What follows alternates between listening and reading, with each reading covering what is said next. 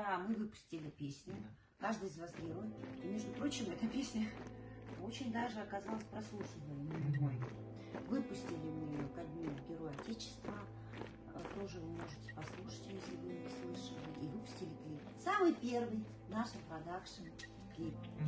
Режиссерами этого клипа были Арсений и Снежана Дарнины, стилистами были Снежана и Арсений Дарнины. А песню написала я, кстати, я там тоже использовала музыку великого классика Иоганна Себастьяна Баха. Это музыка из «Страстей к Матфею».